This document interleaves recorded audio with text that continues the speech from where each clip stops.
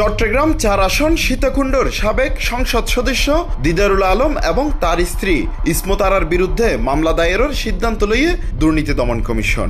মামলা রুজুর সিদ্ধান্ত গৃহীত হয়েছে এবং সে অনুযায়ী মামলা রুজু হোক। দুদকের তথ্য মতে দিদারুল আলম ক্ষমতার অপব্যবহার করে 13,82,49,501 টিয়ার জ্ঞাত আয় বহির্ভূত সম্পদ অর্জন করি।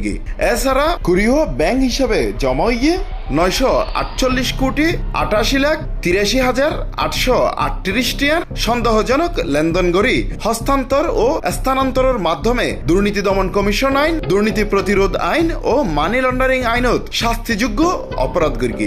বিরুদ্ধে দণ্ডবিধি সংশ্লিষ্ট ধারা, দুর্নীতি প্রতিরোধ আইন 1947 এবং মানি লন্ডারিং প্রতিরোধ আইন 2012 সংশ্লিষ্ট ধারায় একটি মামলা রুজুর সিদ্ধান্ত গৃহীত হয়েছে।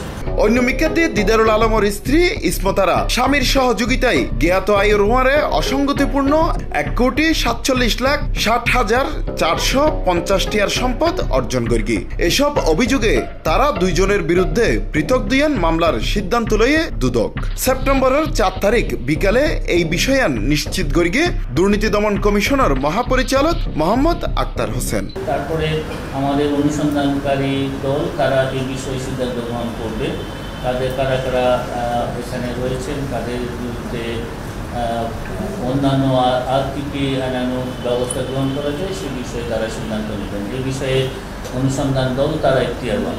তবে সবচেয়ে আলোচিত বিষয় হল ব্যাংক লেনদেন। দুদকের অনুসন্ধানত উড়িয়ে এসে দিদারুল আলমের নামে থাকা কুড়িহ ব্যাংক হিসাবের মাধ্যমে 475 কোটি টিয়া আর উত্তোলন করা হইয়ে 472 কোটি টিয়া বেগিন মিলাইয়ে প্রায় 948 কোটি টিয়ার লেনদেন।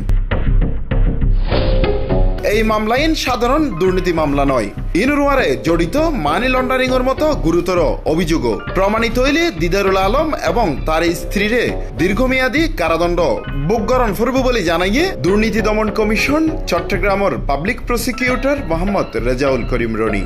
তো এই দুর্নীতি দমন কমিশন আইন 2026 মধ্যে হওয়া আছে যা সহায় সম্পত্তির মিথ্যা ঘোষণা ইয়ে নয় বলে 3 বছর পর্যন্ত তারা সশ্রম কারাদণ্ডে দণ্ডিত হতে পারে। আর 27 ধারার মধ্যে হওয়া আছে জ্ঞাত আয়ের উৎস বহির্ভূত সম্পত্তির দখল, এবার সর্বোচ্চ শাস্তি হচ্ছে 10 বছরের কারাদণ্ড এবং সর্বনিম্ন শাস্তি হচ্ছে 3 বছরের কারাদণ্ড। তারপর দিয়ে মানি লন্ডারিং প্রতিরোধ আইন 2012 সালের 2 ধারার মধ্যে হওয়া আছে সর্বনিম্ন 4 বছরের কারাদণ্ড এবং সর্বোচ্চ 12 বছরের কারাদণ্ড। সম্পত্তির দ্বিগুণ পরিমাণ জরিমানা করিতে পারিব বা 10 লক্ষ টাকা পর্যন্ত জরিমানা। আর 3 ধারা হওয়া আছে যে যদি এই সম্পত্তি জিন অবৈধ সম্পত্তি রাষ্ট্রের অনুকূলে বাজেয়াপ্ত করিতে পারিব। দুদকের তথ্য মতে এই মামলা হইল দুর্নীতি দমন কমিশন আইন 2004, দুর্নীতি প্রতিরোধ আইন 1947 এবং মানি লন্ডারিং প্রতিরোধ আইন 2012 এর অধীনে। মামলার এজাহার ইতিমধ্যেই প্রস্তুত, শীঘ্রই আদালতত দাখিল করা হইব অভিযোগপত্র।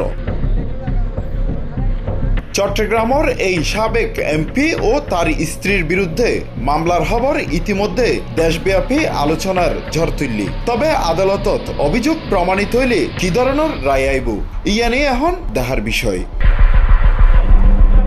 Hossain Abbas, C+ TV, Chittagong.